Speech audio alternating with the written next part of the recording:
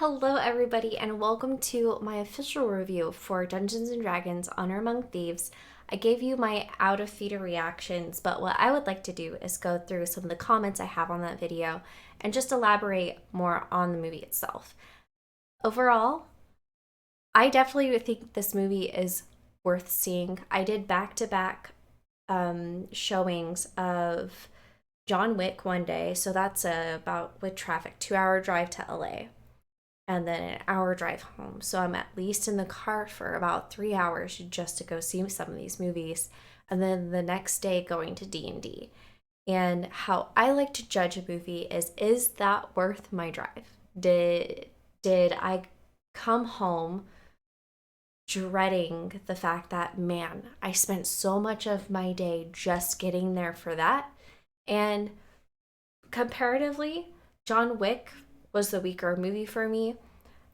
Dungeons and Dragons was a lot of fun. I would go back to the movie theater and spend money on a ticket to go see it.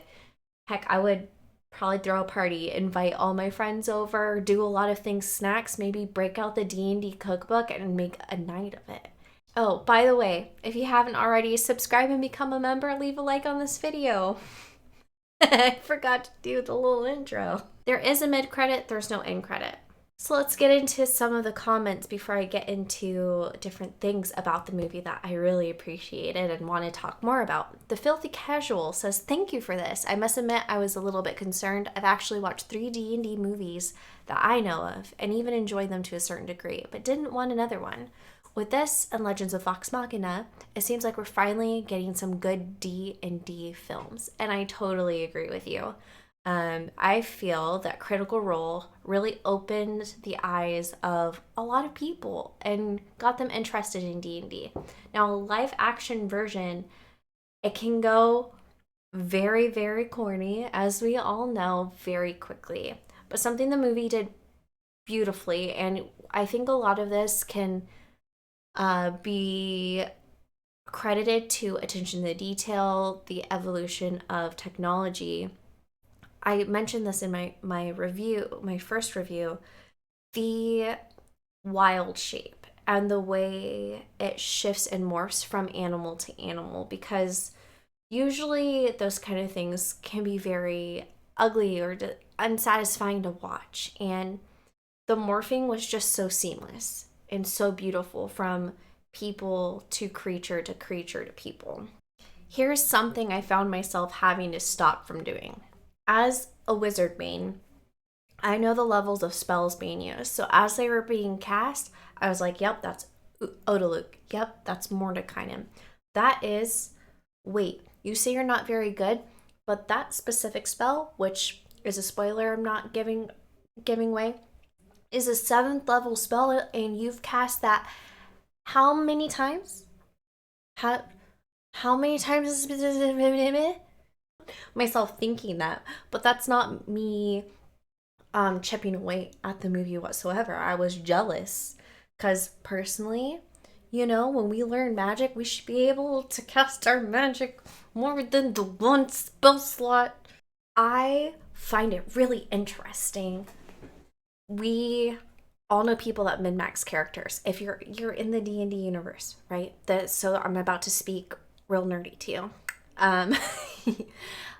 When you have examples of players that min-max versus players that take character traits and subclasses for flavor, the two bards, there's one bard that's way superior in their powers of influence and one not so much.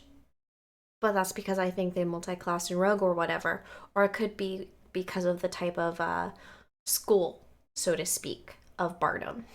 I'm a caster. I speak in schools of magic, people. Just like with our barbarian, I'll probably the school of barbarism. I don't know. Okay, I know they got Path of the Totem. Oh wait, they have path. Druids have paths too. You know what? I'm gonna just retract my nerd for a bit and get on with the review. I'm sorry. There's a spell cast, and something that Vox Machina did that made me do this to my personal character, for example, Bigby's hand. Scanlan's magic looks a certain way, and we get to visually see what that is.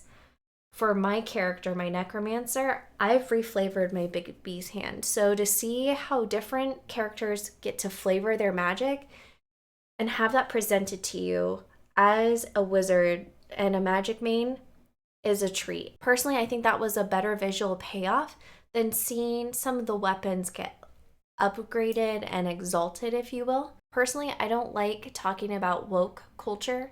I feel like people fall back on being like, oh, everyone's just trying to be so woke these days because they don't have better words to hold on to. Think about a couple years ago, it was snowflakes, like all this BS. But a very honest question and a very good question was, does this movie emasculate men or paint them as fools? And I can definitely see how over the last couple of years in movies, people feel that way. I don't feel like that is the case with this movie. So this is what I want to present you. The characters that are delivered are very much delivered like their classes. So you have a wizard and or sorcerer. Whether they be male or female, those classes are squishy. And that is all I'm going to say on that. So whether they be male or female, and whether they come across as weak, that person still goes on a journey to find some sort of like inner strength, right? Because that's the thing about D&D. We start as like this little blank canvas and we build our characters into something more. The barbarian in Rage, beautifully done. She is a very strong character, and the rage makes sense to me. And there were so many times between her and Chris Pine he felt like a bard to me, or like a multi-class. They were good and bad at certain things. I could see throughout the movie nat 20s and nat 1s be presented on the screen.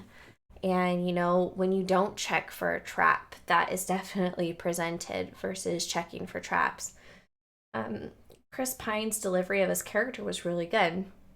His character was squishy, not the strongest, but that's kind of the duality of that type of character and a strong character who happens to be female.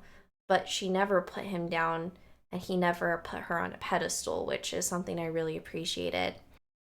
Another comment says, I saw nothing in the advertising that said it was set in Faerun, or that would be an accurate portrayal of D&D spells and the like. I wonder if by attempting to attract an audience of normies, they failed to appeal to what could have been their strongest audience. To that comment, I'd say let's just take Lord of the Rings, for example. Not everybody has read Lord of the Rings. There's people with no idea about the world until they get exposed to it in a movie, where they then start going down their little rabbit holes if they liked it enough. And maybe eventually that'll open them to knowing like, oh, Faerun is a whole world. Maybe they'll start finding different books like the Dragonlance Chronicles. Oh, this was turned into something we can play.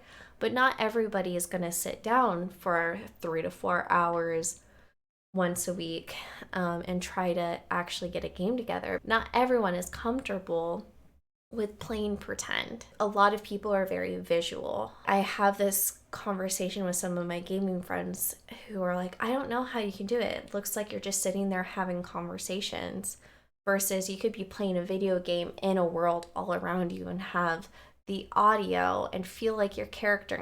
Some of us are just okay with theater of the mind. I don't feel like they missed out on finding what could have been their strongest audience, because there's a lot of people that play D&D, but we're still niche. As long as we have good fantasy being put out into the world, we're going to get more good fantasy in return, and eventually it'll just take some time before we get bad fantasy, because we've lived through many years of it. Marvel, there wasn't a lot of good superhero stuff out there. They put out good content for a time, and now it can be seen as very boring rinse and repeat content. Every genre in Hollywood goes through this. Vox Machina has done an incredible job of giving people fantasy and animation. It is so hard, I feel, to get people to fall in love with essentially a cartoon. What is another adult cartoon that I think did a good job? Like a pairing, The Boys and what is it called? Invincible? That's the brutal one, right? Yeah, I know people are going to correct me down below. Go ahead. We have Critical Role. D20 is building up more and more, and we've got Amazon Prime buying into this. We have a game gone to live action. We had The Last of Us. HBO did not think it was going to do well and went 9 episodes instead of 10. I think it should have gone about 12 to 13 episodes personally, because I would have liked to see more world building development. I think this is just a really good time for us to get into fantasy and good storytelling. I'm over superheroes. I don't want to see more superhero stuff. I'm burnt out. I mean, cop shows, all of that. I'm just burnt out. And that entertainment slash life burnout also speaks a lot to the type of books I read and have always read. I always read fantasy, like stock standard fantasy, fantasy smut, high fantasy. Yes, I just admitted to reading fantasy smut. I read AO3. I'll say it. I don't care. If they came out with Tusk Love, I would buy the volumes. And every time would be like, did you read the latest chapters of Tusk Love? Is that how real love is? No? It's not the porn. Shut up. I know how it goes, Bo. I guess what it comes down to, if you're gonna go out and spend your money on a movie, highly recommend Dungeons and Dragons. Mellow Yellow had a special D&D flavor. It was dragon something. I tried it at the movie theater and it was super good. I've never had Mellow Yellow before, and I really enjoyed it. It was super tasty. I can't wait to hear your feedback. And this movie isn't perfect. There's gonna be some moments that feel a little slow and a little bit unnecessary, but just enjoy it for what it is. Don't pick it apart. Just have a good time. That's all I beg. I feel like everybody's a critic nowadays, and not enough people just enjoy something for what it is. Take care of yourself. I love your face, and I'll see you soon. Bye.